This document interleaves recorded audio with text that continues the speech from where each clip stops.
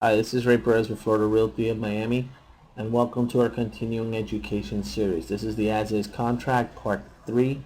In Part 2, we ended in line 144. If you did not see Part 2, please proceed to see Part 2 before moving on with Part 3. Who pays for the owner's title policy? Normally, if it's an REO or foreclosure, the seller shall designate the closing agent. So then you would need to put in the first page of closing agent is to be determined, or whoever they specify it is. If the buyer designates the closing agent, then they will pay for the owner's policy. Normally we put line 149, which is Miami-Dade Broward regional provision, which means that the seller is going to furnish a copy of the prior owner's policy to us, so we could determine from what point to what point we have to do our search, and that's all title company work. It is a way of saving some money for your buyer. Like I said, REOs, you pick line 144. If your buyer has a closing agent and wants to pay for the owner's policy, that would be 147, but normally you would pick line 149. Home warranty at closing. Normally if it's a new house, at closing, the buyer will pay for the home warranty plan issued by whoever it's issued at whatever cost it is, or the seller. If there's no home warranty, you would click non-applicable. Any assessments, usually on houses that are homeowners or condo associations, if there's an assessment that is being paid in installments, the seller shall pay it in installments prior to closing, and then the buyer will pick up the tab after that.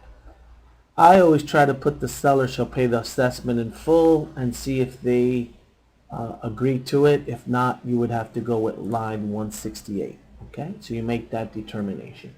These are the disclosures for radon gas, permit disclosures.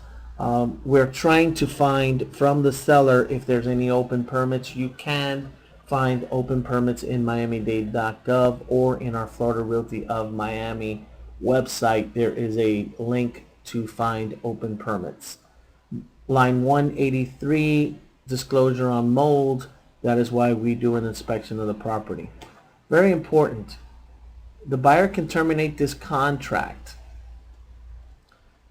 if it finds out, that the property is in a flood zone and they do not agree with it. You have 20 days. So that would be line 192. Most realtors are not aware of that. That is another way of getting out of your deposits. Okay?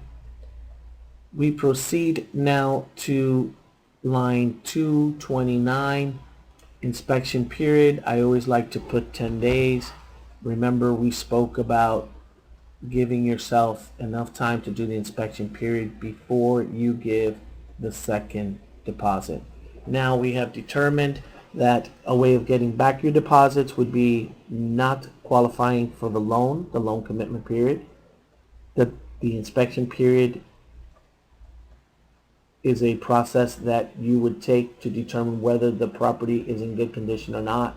You could use it as a negotiation for lowering the price or getting a credit on repairs or them repairing the property. The next thing would be, if your client does not find financing within 5 days, he can also back out of that. And we have the 20 days for the flood. So those are 4 ways right now of getting out of the property. Obviously, the 5th one is that the property does not appraise. If you check line 111, you will see that there. If the property does not appraise, then your client can back out of the contract. So we move on, and I hope to see you in part 4. Thank you for listening, and have a great day.